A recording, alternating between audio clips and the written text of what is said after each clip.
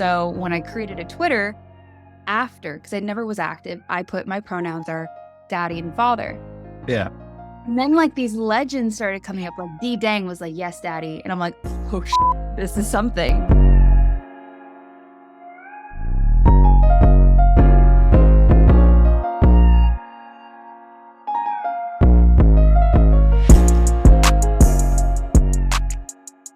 Hey guys, welcome to another episode of Fail with Fire. I am your podcast host, Phoenix Ha, CEO of AdBeacon, my favorite first-party data attribution and optimization platform, as you know. Today, I get to bring dad game vibes up in this, and I'm so pumped. And before I kind of get into it, welcome, Bart. Say hi. Thanks. Good to be on. Yeah, I'm excited. We've been interacting a lot on Twitter, and it's good to finally just hang out with somebody instead of just tweeting back and forth. So yeah, really good to be here. Yeah, no, 100%. I feel like I'm meeting a celebrity on Twitter, and it's like okay, there's like celebrities that everybody knows, and then there's like the internal celebrity, and like, this is why. So, I was on a flight to Dubai this last year, I believe. It's been a blur. And I'm like in a group text with Jordan Menard and Nick Shackelford because we were prepping for our founder course. And then turns out, Jordan's like 3 seats behind me. And we were talking, and I think I said something along the lines of, my pronouns are daddy and father. And that was the first time I ever said it. And for some reason, we were all dying laughing. It just stuck. So when I created a Twitter because I never was active, I put my pronouns are daddy and father. Yeah. And then like these legends started coming up, like D Dang was like, yes, daddy. And I'm like, oh shit, this is something. This is something. Yeah. So I actually bought a dad gang hat, hoping you would arrive by today so I could wear it. But it's okay because I will be at a conference actually this coming week, and I'll be wearing it. Hopefully it arrives in time. But dad gang hats are just the shit, man. So you've done an incredible job. Thanks. Yeah. Thanks. I gotta go yell at Matt, who I tweet about all the time, and ask our 3PL where that order's at, because I want you to get it for the conference at least. Yeah, I'll send you all the info. I want to be able to wear it. And I'm actually on a panel with Charlie Tickner. So CT the Disruptor on Twitter. Yeah. I just added somebody named Joffrey, who I haven't yet met, but it's all about meta. It's all about, BFCM prep, and we're excited. So I'll be wearing that dad gang hat once I get it. But let me give everybody the formal introduction to Bart. So Bart, how do you say your last name before I butcher it? Yeah, it's a tough one. It's Szynewski. Szynewski. Are you Polish? I am. Yeah, I was born there. Okay, I have a very good friend. His last name's Skorzinski. So, yeah, he's a king. He's up there. That's a tough one. Another daddy gang. He also is a dad, so it's perfect. But you've been in the D2C space for about 12 years, landing the growth strategy of over 50 different brands. Previous roles include VP of Marketing for Strideline Socks, Head of Growth for Mint Performance Marketing, and Head of Marketing at Haldi Skin. Currently work as the Dad Gang co-founder, which is how I actually got to know you. And Dad Gang, for people who don't know, is an apparel brand founded by 3 dads making high-quality hats and other goods for dads and Phoenix. And Phoenix. Yep. Most importantly. Also just like the aesthetic, right? So the aesthetic, if you aren't watching the podcasts, actually Bart listens to the podcast, and I'm so grateful and blessed to have that. But if you are on the treadmill or you want to like see us talk, which I think is so much more interactive, tilted to the side on Spotify. I'm not sure about Apple Podcasts, but he's wearing the hat, and it's got kind of like a cool vintage vibe to it. And the logo hit is just so strong and high quality that I'm so pumped that you're in the market now and you have this breadth of work behind you. But this is what I know about you right now. So kind of like walk me through how Dad Gang even came about. I would just love to hear a little bit about that before sales. Yeah, for sure. Like you mentioned, I've been in the space for lots and lots of years. Well, 12 years. I don't know if that's considered a lot these days, but around 12 years doing D2C for various companies. And before D2C was a buzzword, and before it was like, I just think it's still selling on the internet is all we're doing. But yeah, I've been in the space for a long time, heading up like marketing departments. And so I've done a little bit of everything per se. Like You could call me a generalist, like from email to SMS to paid ads to influencers to content, like kind of touched everything for various companies. And I always had a feeling that I wanted to start something of my own, just never knew what it was. Um, I've tried brands before. Grant was a co-founder with me on Dad Gang. We tried a brand called Only Time Will Tell, which was OTWT. And it was like a brand that it's kind of a deeper meaning too. It's kind of like whatever you're going through in life or whatever goals you're chasing, only time will tell the outcome of whatever you're going after. Um, so tried a bunch of different brands, and then we're all working for different companies, and then we're texting all the time, Grant and I, and then EJ, who is the other co-founder, and we are talking about being dads, just standard conversations. Today was crazy. This happened, that happened. I barely slept. Um, this happened at work, and then I'm sore. My back hurts. And all of these kind of pileups of things that go on throughout the day. I mean, days are hard in general, and then you throw on a child or two, and then it amplifies everything. But it is what we call the greatest responsibility in life, is to bring in a new life and nurture it, and being a father and a mother. But for us, we're dads. And so at the end of every kind of like complaint or breakdown of a day, we say, "Hey, Dad Gang, like, what are you going to do? You can't not do it, right?" Or some people don't, but, so it's like, "Hey, Dad Gang." And then after a while, it's just like, that rolls off the tongue so well. And I'm looking around, there's nothing in the market. And what I'm seeing is a bunch of just like number one dad, New Balance shoes, lawn mowing, mustaches, tools. Normcore to the extreme. Yeah. Yeah, yeah. Standard dad humor stuff, which we find funny, but it's just so repetitive and so cheap in a sense too. Like, moms get these beautiful bracelets and diamonds for Mother's Day, and all these like great high quality products. And dads just get a mug or a t-shirt or something funny that they'll wear once on Father's Day, and that's it. And I've been in apparel for the most part when it comes to D2C. So I've worked with a lot of brands, supplements, skincare, tech, but I always keep going back to apparel. I think that's where I find the most joy. And I knew a guy that made hats. I knew a guy that wore really high quality hats. I'm like, "Hey, I've never seen this hat anywhere on anybody, but you always seem to come around with like really high quality hats. Who makes them?" And people keep their manufacturers close, and don't really give them away. But I did get a good introduction to a few people, sampled some hats, and then the manufacturer we went with just made us a very simple Dad Gang hat. But I'm describing this as if we're going into building a business. At the time, it was just like, let's make 100 hats. Let's really see what happens. I posted up on Instagram like, "Hey, I made some hats," just from my personal account, nothing from our organic page. And for the most part, it was just like friends and family buying. Um, so we sold 100 hats in about, I think we say like under 36 hours. 100 hats sold out. And being realistic about it, I was like, whatever, friends and family supporting is not a real business. At the time, we're like, friends and family supported, but let's make 300 from the profits of the first 100. And let's see if this is a fluke or not. So we made 300, and those sold out in like a week. And then still looking into Shopify, you're like, "Oh, I know that person. Grant knows that person.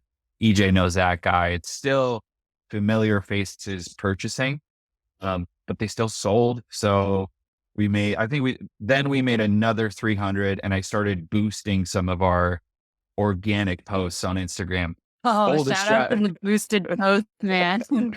Seriously, I know it's the oldest and like sometimes the most clown strategy. It's like, yeah, boost through Instagram. That's going to do a lot for you. But all I did was boost for profile visits versus sales. I never boosted for sales because I was always like, let's just build a community. We all have jobs. There's no rush to build this because we need income or anything like that. Let's just keep going. And we kept going and they kept selling. And then I would keep running those boosts when hats were sold out, and our lead time's like 33 days. So we have a good mix of like hype to restock and pissed off potential customers that are like, stop advertising when you don't have anything. And then we'd And hit that, we genuine. hit, Go ahead. no, yeah, and then we hit the restock button, and, um, and they'd sell again. So it was just kind of this like post every day, tell dad stories, lean into like, we're not just a funny brand. Let's talk about the hardships of being a dad. Let's talk about how hard it is, rather than like, I'm mowing the lawn and barbecuing today. Right. It's just not that at all in reality. So, um, yeah, we took a product market fit of like high quality products. They're not out there for dads, and then something you can wear daily and kind of be proud of. And I think so. Those two just mesh together well. Yeah, you guys have done a really beautiful job. I come from apparel as well, and it shows. It shows that you come from apparel. I Mhm. get it, right? For somebody who has been there and looks at it from like a high level standpoint. And also too, I found out about dad game because my favorite dads on in D2C wear it. And I was like, oh, that's kind of Yeah. cool. You said some interesting things, and again, we'll move over to a couple more questions, but it's funny because you said, women get some of the or moms get some of the cool stuff. Like, I disagree. I'm a little bit, for me, I guess I'm not like the, I guess, girl next door or, one day mom next door. So when I see dad gang, it has the cool factor. If you put mom gang on there, I'd probably go, please don't. But dad gang just Yeah. hits right. The font just hits right. It's got a vintage nostalgic vibe to it. It's not starch white all the time. There's sometimes it's a faded. Like there is a science to this if you have good taste, and you guys Yeah. have hit that taste in terms of colorways and being able to get that SKU turnover there. So congratulations. But I actually wanted to ease us into our next little kind of section, which I feel like is kind of a fail with fire staple, is if we were at a barbecue and your wife, your mom, somebody in your family who's like 10 degrees separated from what you do for work, which you just showed us the breadth of that, right? How would they describe you? What would they say about you? Who would they say you are and what you do for work? Yeah. I'm not sure if my mom still knows what I do for work. We're very Polish. Like, I was born there, lived there till I was 7, moved over here, and so like the internet and social media and all that stuff is still like fairly new to grasp for my parents. So if you ask my mom, she would probably say I like build companies through the internet. That would be her answer.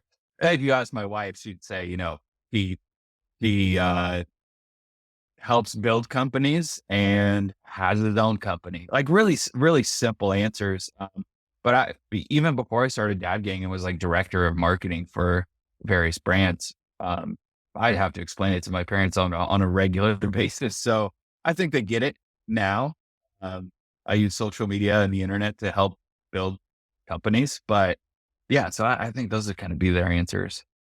It's kind of actually pretty on point. And we ask this question because often the people we meet in the D2C space, they care about what you do first before who you are, because that's how they're going to decide whether they align with you, right? That's Right. natural. It's nothing wrong with that, but we want to take the veil away a little bit and go back to the roots of who people are. And the people who love you the most, the people who know you the most, are the ones who really don't give a shit about what you do. They Yeah. really care about who you are.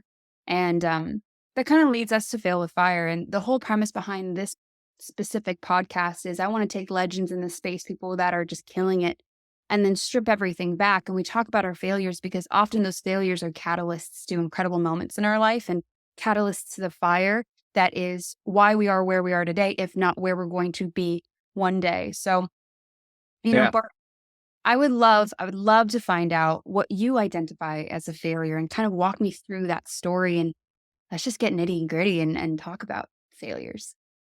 Yeah, for sure. I'm 35, so the older you get, the more of them you have. I think like I've embraced failing and learning so much more like in my 30s than I did throughout my 20s. It was just kind of like, oh my gosh, it's the end of the world. What am I going to do next? Whereas like I think there are it's kind of a corny thing that's said over and over again on Twitter, but there's lessons in every failure. And yeah, my biggest one was like somewhat recent. I seem to get laid off every time I buy a home, so that's been really cool. Um, Wow, sick. Love that for you. yeah, Amazing. so I was, or I don't say laid off. I tend to lose a job every time I buy a home, because it's been two different situations. But like our first starter home, really tiny house where we were trying to figure things out, was in like 2018, and I was leaving Strideline on like a really, really good note because the agency that was working with Strideline wanted me to come on board and help grow their brands. So I love those guys. There's absolutely nothing wrong there, but I left. Oh, this is 2019. Sorry. And I left to join this agency and still like kind of helping Strideline, still kind of getting paid by them, and then join this new agency. And then COVID happens, and all the clients that the agency had fulfillment issues, manufacturing issues, world shut down. So, agency goes first. We're not paying you anymore. And so in turn, I get let go because of the agency just can't exist. Their clients don't exist. And so, yeah, buy a house. And then Strideline also has issues because their manufacturing goes down. And so agency has to let me go. And then Strideline can't keep me around anymore. So it's like, all right, just learn what a mortgage is and get let go. And so I'm like, shit, this is really bad. And in turn, I was like, well, I've done this for 10 years. Can't I just go like to my network and see where I can help instead of applying on LinkedIn, waiting months and months for a response that probably says you're not a good fit. And then, just doing that over and over again. So I went kind of into myself and thought, what have I done for all these companies throughout the years? And can I offer a service or a help that can get paid for to sustain this time um, of COVID and everything that happened? And so I kind of dove into that and found some clients and just started my own like Szynewski.com. It was as fast as possible. I was like, let's take my last name. That domain's available. Nobody has that. And let's just run a consulting business. And so I did that and everything was good there. And then I went from doing that to having a child on the way. And it was like, okay, new house, laid off, start your own business, child on the way. This is scary again. And so I started working for an agency in LA, and that was totally fine. That's where I kind of like growth of over 50 plus brands. I was the head of growth or client director, kind of shifted titles a few times, but for over 30 different brands in a year and a half, which is, I have some other things to say about that, but that's just way too much for one person to handle. Um, and so it says agency burnout in my, in my bio. And so I had to go. It was just way too much and learned a ton from that. I don't mean to like shit on any of that experience. It's just like, I took a lot of learnings from that, being overworked and being thrown into every single client and overseeing the portfolio of 30 different brands. But I Shit had to on it. go. Shit on it. Shit on it hard. Because it Yeah, needs to yeah, be talked about. So I'm glad you're saying, well, we'll get into it, but of course, shit on it. It's the Fail with yeah, Fire yeah. podcast. Why not? No, my thing is I don't like, even in my worst of times, I still believe that there's a learning, even if it was against me.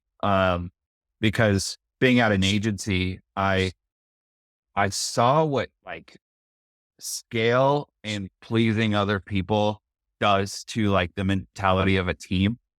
And so you're kind of somebody's bitch as an agency for a bit of the time where, you're hopping on every call and hoping to give them great news. And if you don't have great news, you're scrambling before that call to spin it up the right way, like a news network almost. And so that's super stressful to do for 30 clients over a year and a half and deal with so many different personalities that are like I still think the majority of people that sign up with an agency think we got an agency, we're going to win.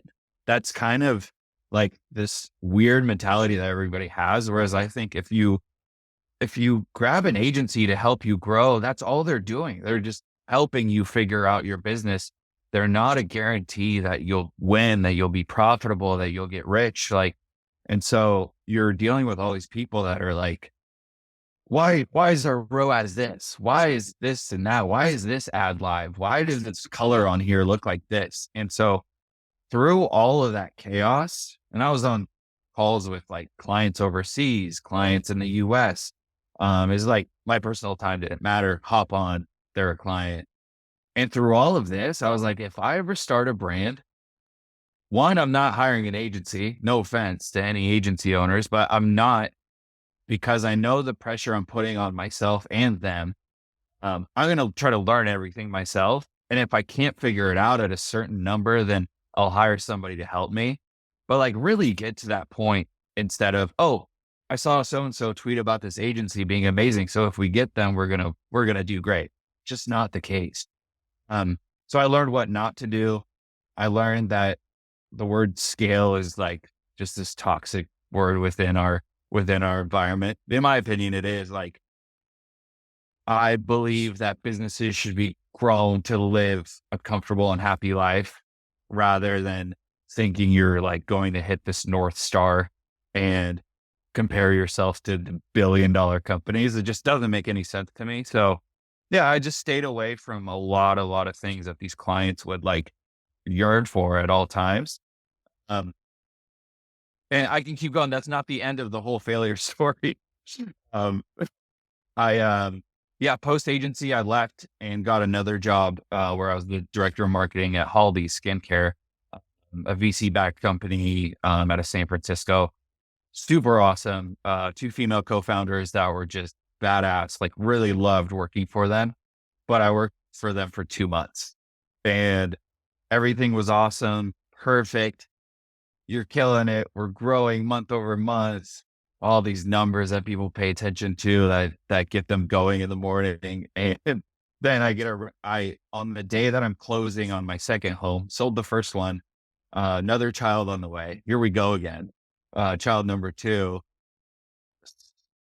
I'm closing on this house, going in to close on it to sign with an underwriter. And I get a random Tuesday meeting from the owner of Aldi. They're like, hey, our VCs are pulling funds, this and that. Something's going on with funding. We unfortunately have to let you go. Keep in mind that like Friday, you're doing great. We're killing it. We're excited about XYZ. Tuesday, the day I'm signing a contract to go into this new house, I am told that, hey, we got to let you go. So instant panic, right? Like immediately, second child on the way, new house, no job, no income. What are we going to do? And I'm sitting in the underwriting office and they like literally ask you, to the best of your knowledge, are you currently employed? And technically I was, because you had 2 weeks to go. But Who's gonna say no? Literally, who is gonna be like, nah, no, I'm not. No, yeah, I actually just got fired the today. house. No, so yeah, I say yeah.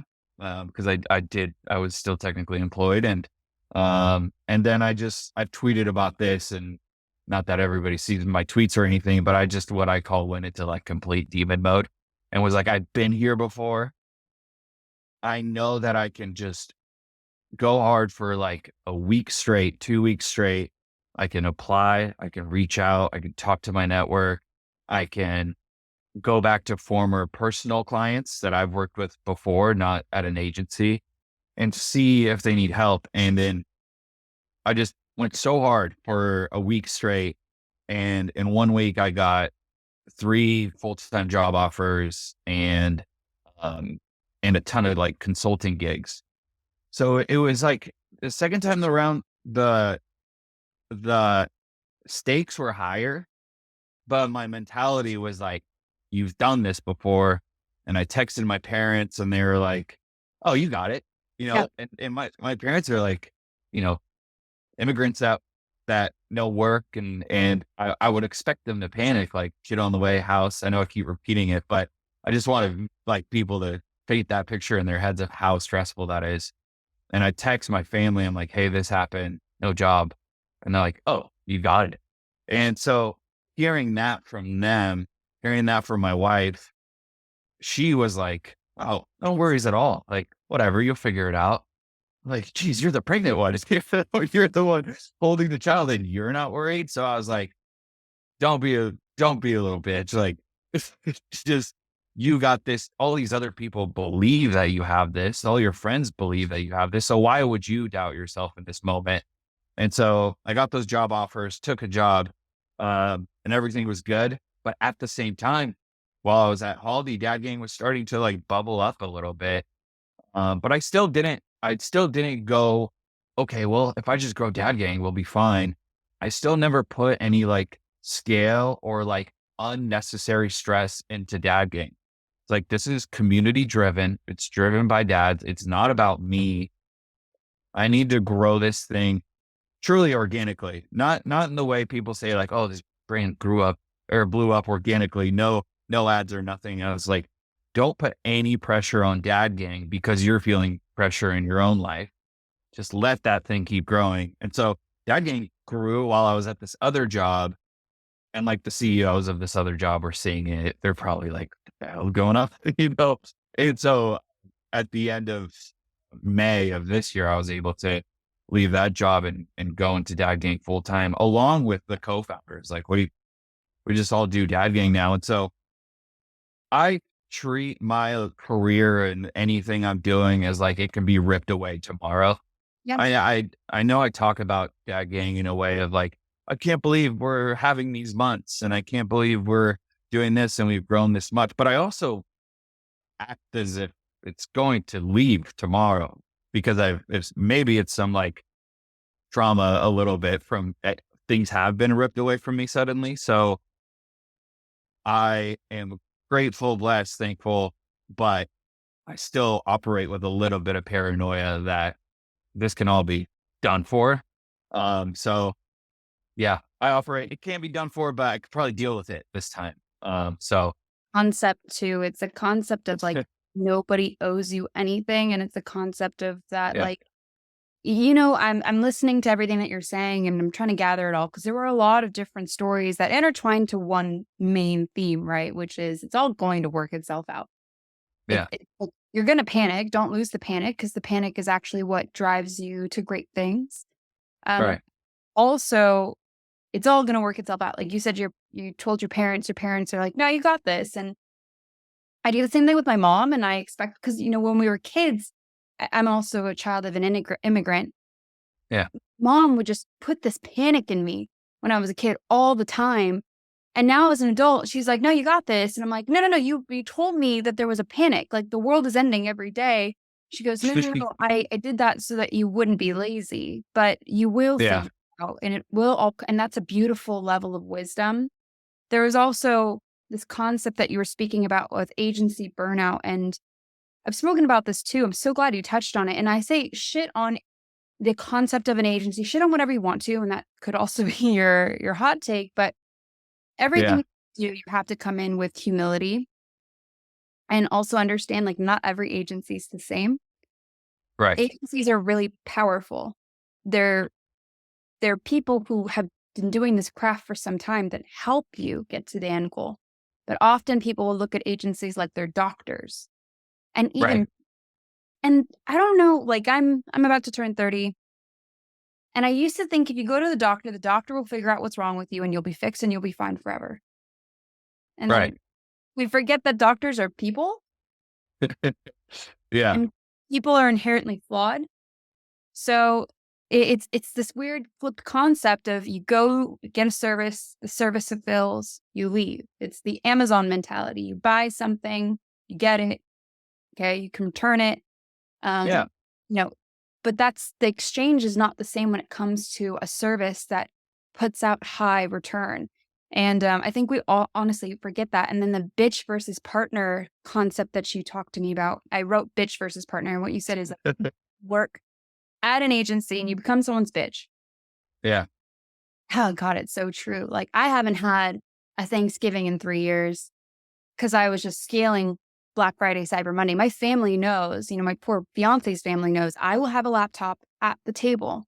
And you Yeah. have to make the choices in the phase in your life. Like I believe that you're in your building phase, so you build. And right now you're in the phase where you're deciding, no, I'm not going to try to become the next $1 billion company. I'm going to enjoy this community-based company. I'm going to quote unquote scale it the way that it needs to be based off my expertise and Right. do it in a way where I'm not constantly anxious about whether or not we're going to be the next biggest thing, rather than can we provide great products? And I want to go back to bitch versus partner. Please do. Okay. So as an agency, we're often treated as these like customer service representatives, right? And we forget that these people are very data centric people or very creative people. And seldom do we find somebody that is able to merge both. And then you're expecting them to have a third role of customer service extraordinaire, right? You've got someone who does reports, scaling, somebody who does creative, and then customer service, 3 in 1, the holy trinity. Here you go for maybe $2,000 a month. And I'm sitting here going, this is absolutely ridiculous. And then you times Yeah. it 30 accounts. And you're like, the bandwidth is a joke. And I like to deduce it down to time spent. So I do it for AdBeacon, right? If I have one customer service rep who's technically an account manager, if one agency has 100 account, like I'm looking and going, how many minutes in a day can you spend on each account? And then I quickly realized it was a joke. So Yeah. one of think should, in terms of longevity in the space, I firmly believe that you have to have a partner mentality versus the bitch mentality. If you don't like the word bitch, let's call it employee mentality versus business owner mentality. Right. So if I'm going to you, Bart, and I'm going, hey, I want to be your media buyer only because you don't have the bandwidth. I want to be able to challenge you as a partner. I need to be able to have access to your P&L and understand your profit margins. And at the end of the day, I don't want to talk about channel growth. I want to talk about store growth. It's a Yeah. very different conversation. It always starts with that too. It Cool. just, but it just falls apart into something else. Like, so client alignment, when like you're signing a new client and doing discovery calls and doing kickoff calls and doing your first performance review call, like all these things, you're setting that precedent. And I think it's super important in like an agency structure to set the precedent of we're partners. Don't call anybody family unless they're family. You're partners, and that's it. But once you underperform or overperform, you set the bar whether you like it or not. And human nature says, oh shit, we did 2 mil last month. Why aren't we doing 2.1 this month? Some high rev company or something. But like, so what, like people set the precedent often, but then I think the clients and the agency after a few meetings kind of forget it. And then you don't want to be the asshole that's like, hey guys, remember, we're partners. Remember, Because these numbers aren't real. Remember, we're in COVID.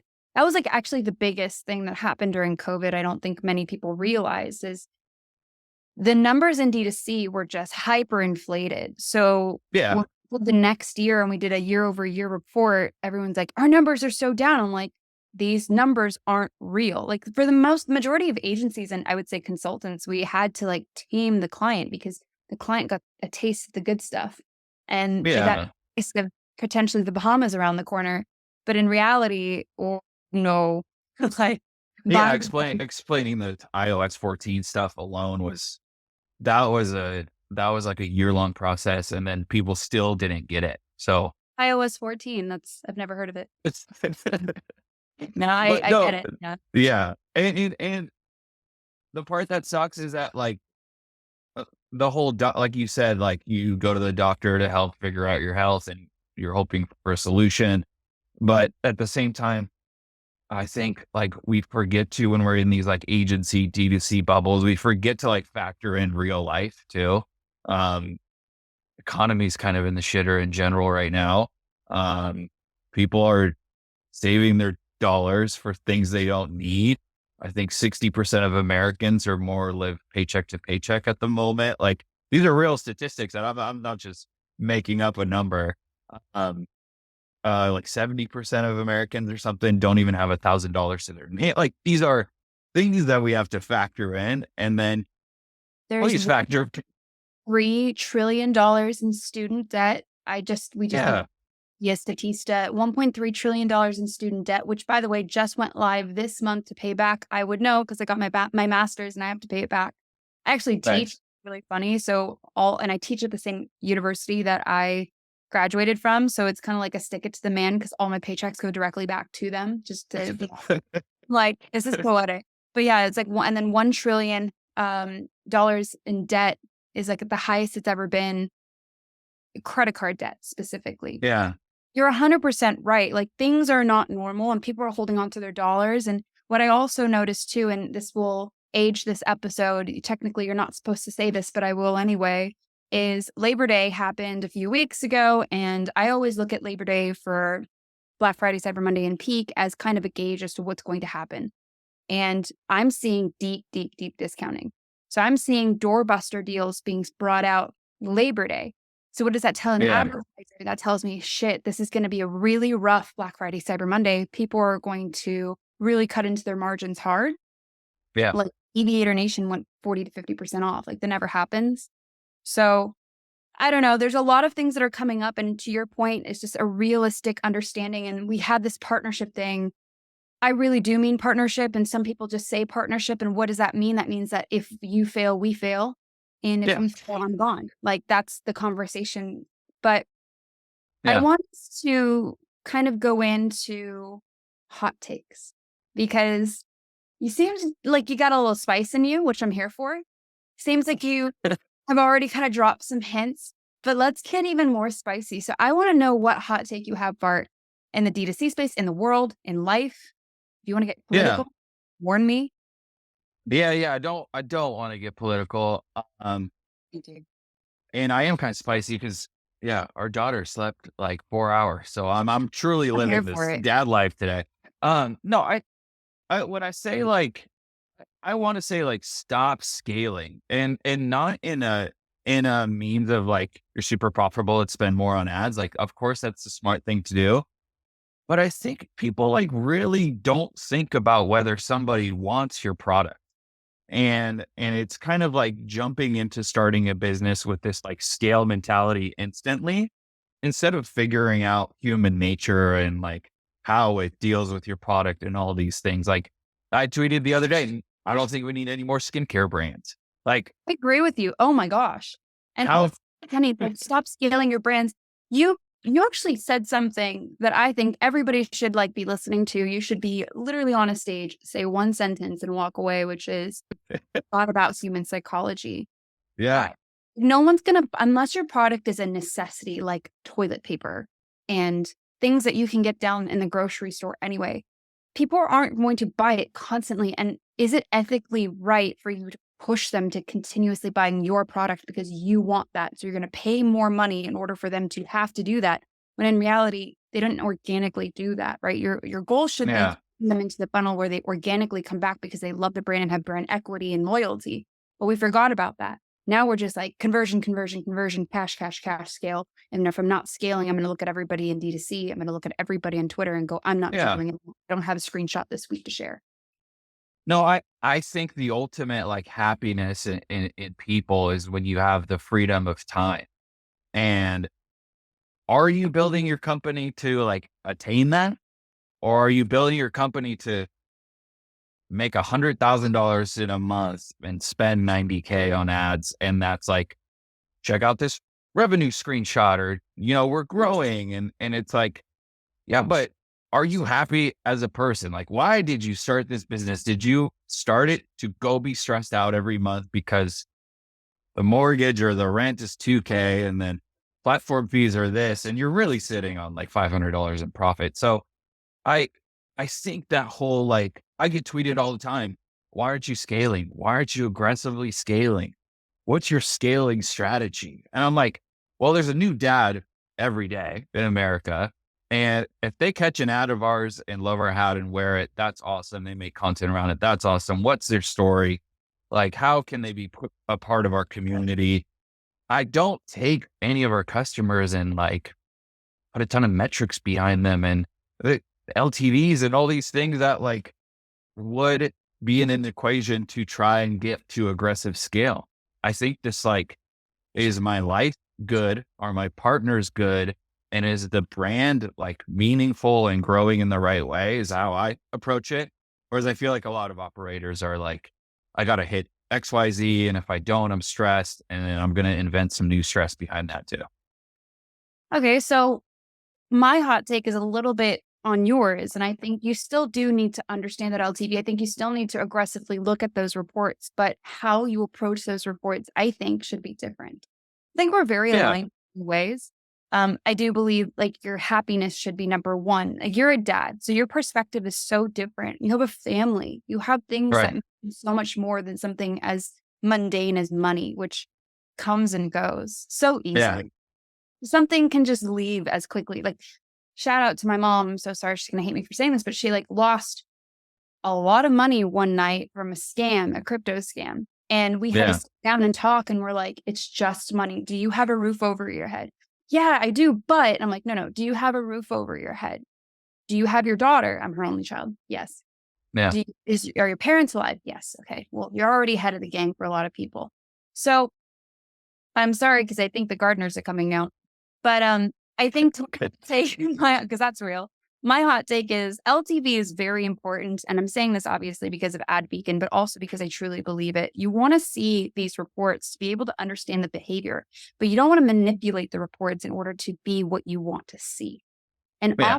what we'll do, and agencies will do this, is they'll look at the reports, manipulate the data to see something else that really isn't there rather than really listening to the consumer. If you, Bart, went on TikTok and the dad gang hats went psycho viral, right? Someone just put it on, everyone's like, I need that hat. I like that. You wouldn't be upset about that growth. You would have to find ways, No, no. right?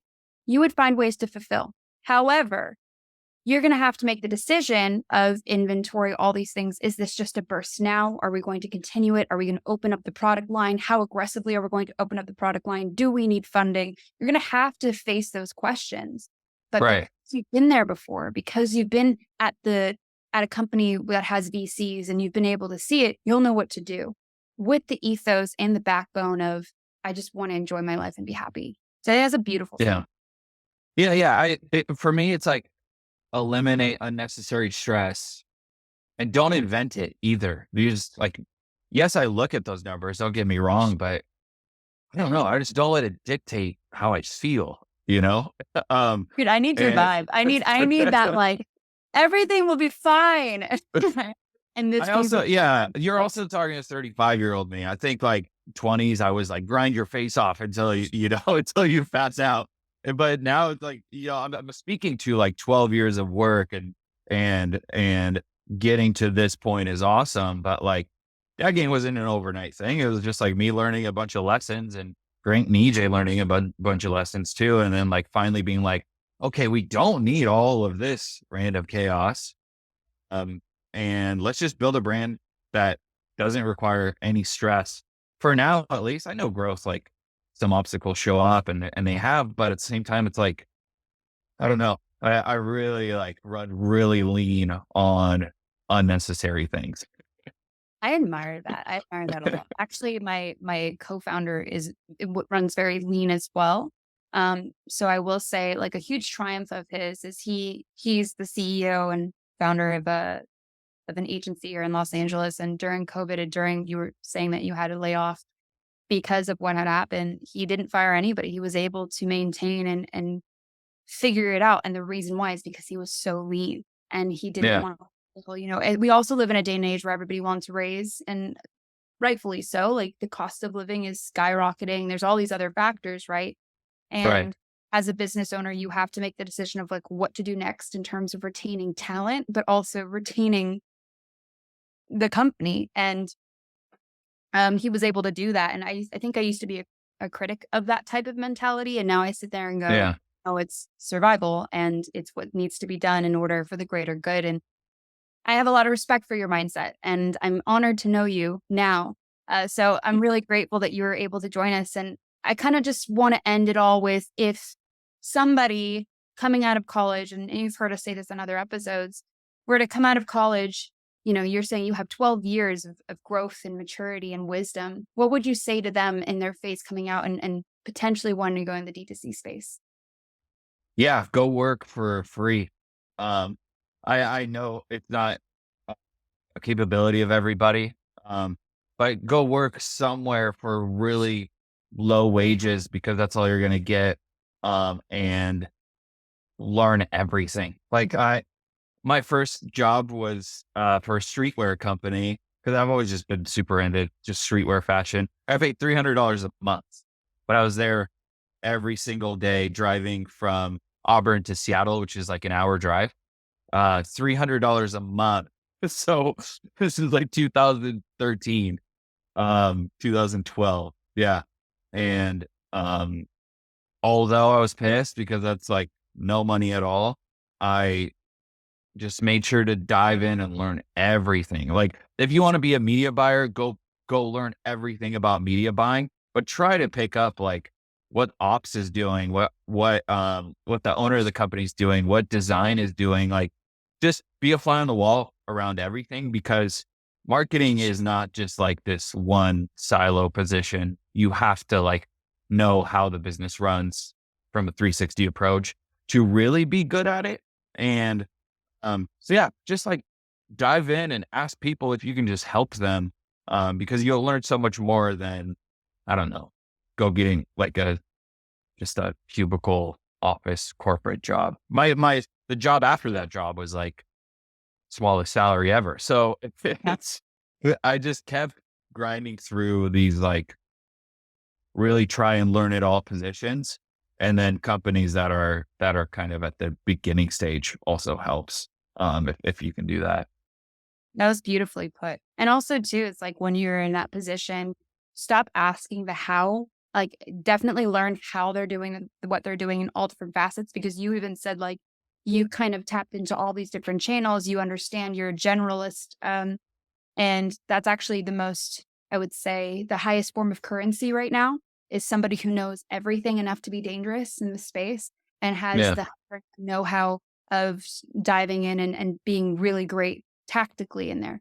But the number one thing I always say is ask the why. Why are we doing this? Why is it done this way? Why do people care about this more rather than the how? And I know that sounds like very generic, but it's very true and common sense, Yeah. right? No, couldn't agree more. Be a 2.5-year-old. My daughter asks why about everything right now. So yeah, that's my advice. Be a 2.5-year-old. No, You I'm two just and a half years old. kidding. It's so true. Yeah, you really just gotta go explore. Like I no means a media buyer whatsoever. I would never put that anywhere, but I run our ads. And I just kind of through what I've learned and known, and sometimes I'll ping somebody and be like, "Hey, how do I do this?" And they'll tell me, and then I'm off to the races. Like I know a little bit enough about media buying to run our ads and be good. Um, but all the influencer, email, SMS, all that other stuff, like I'm more well versed in, I guess. But yeah, I've just learned enough throughout the years to be able to do it. Maybe someday I'll hire somebody to do it. Let it be known that Bart is a media buyer. And but no, yeah, I'm your next influencer. I'm going to convince Oh my all God, I can't wait. my dad gang, and in the purest form, by the way. But When is this conference? this conference is on Monday and Tuesday. Okay. If that order is not en route, I'm just overnighting one of these hats on the bookshelf here. I'm here for it. I'm all for it. And then I'll let them know you did that, because that's called dedication, friends. That's called being a part It's actually called dedication. dad. I apologize. That is called dedication. And I have been corrected, and rightfully so. Well, where can we find you, Bart, on socials? How can people get to know Yeah. you, contact you? Yeah. I tweet a lot, probably too much. It's just at the chef, CHESZEF, kind of like play on my complicated last name. Same on Instagram. and just follow Dad Gang. Don't follow me. Follow Dad Gang. You'll see everything I'm doing through there. That's the other thing is like, if you're going to build brands that build community, don't tie them to yourself because that's just one person, not a group of people. So the chef on Twitter is probably like the best. And then everything Dad Gang related. The chef. And also like, I think Bart does a very good job of creating ads that hit the feels that are very simple. But I always like to say that the best ads are the ones that create silence in the noise, right? Yeah. You do a really good job of that. I'm not sure if you're the ones creating or you're the one creating it. Yeah. Yeah. It is. Okay. You do a really great job of that. So you are a media buyer. I think that is what a media buyer is today. Media buyer is not a data analyst. A media buyer is somebody who can think outside the box and then tactically execute from all angles with data. So congratulations. Yeah, I'm in Canva all day. I mean, I hope that's not yeah. Okay. Not a Sponsor. not a designer by any means either. Like I'm not these things. Bart is a designer and a media buyer. I'm just going to put a label on everything. I'm changing my LinkedIn right now. LinkedIn is Canva expert. I like to call myself a, what was it called? Because everyone comes up to me at shows and they're like, what do you do? And I'm like, oh, I'm a janitor. I just clean shit up. I am a sanitation expert, sanitation artist. That being said, on a sanitation front, thank you so much for being on the Fail with Fire podcast. I know a lot of people are some really great insights from this, and I appreciate you being so honest and let Dad Gang rule the world. I'm excited for you guys. No, thank you. It was a great conversation, and anybody listening, like and subscribe everything Phoenix is doing because it's amazing. And yeah, like I said earlier, I think before we chatted, this podcast does a great job of tying in the person to how they work, not just like metrics and tactics. I think that's super important to know because every business is different and so is every person. So how we operate our businesses is kind of who we are too. So you do a great job of that. Well, thank you so much. And I can't wait for this to launch. Have a great rest of your day, guys, and we'll talk soon.